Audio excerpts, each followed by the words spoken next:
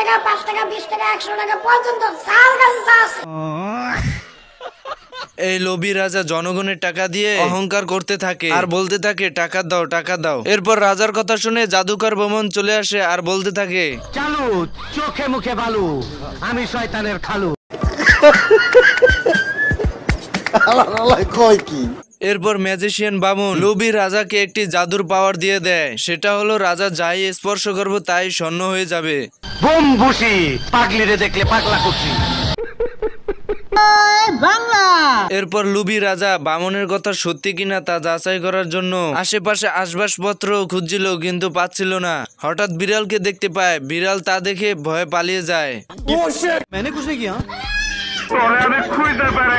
এর ভিতরে লোভী রাজা বিড়ালকে ধরতে গিয়ে গাছের সঙ্গে টাক খেয়ে সব স্বর্ণ হয়ে যায়। আরে এ তো বামনের কথা সত্যি সত্যি কাজে লাগছে।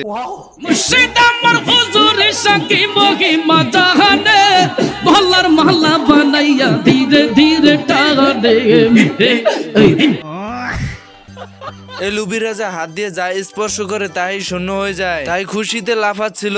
এরপর মনের খুশিতে চলে আসে খাবার খাওয়ার জন্য। চেয়ারে হাত রাখার সাথে সাথে চেয়ার স্বর্ণ হয়ে যায়।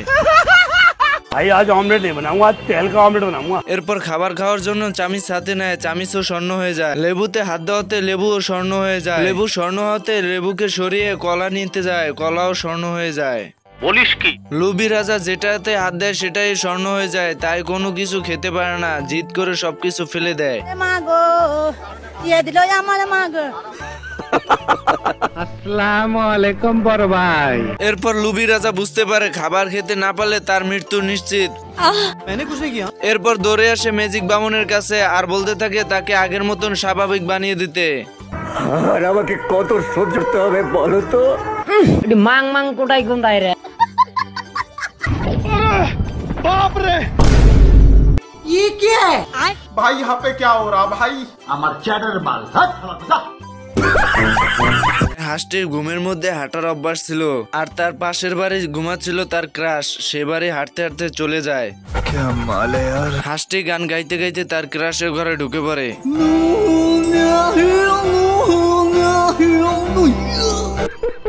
নারীর প্রতি একটা সম্মান, মাদার ইজ ডেমোক্রেসি।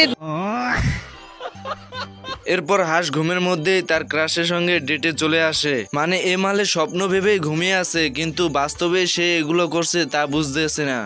আর তোমাকে বিয়ে করতে চাই, তোমাকে লাভ করতে। চেহারা খুবই সুন্দর হয় না, যে বিপদে পড়ছি। বলিস কি? এরপর হাঁসটি তার ক্রাশকে ভেবে গাছের ডালকে চুমাতে থাকে।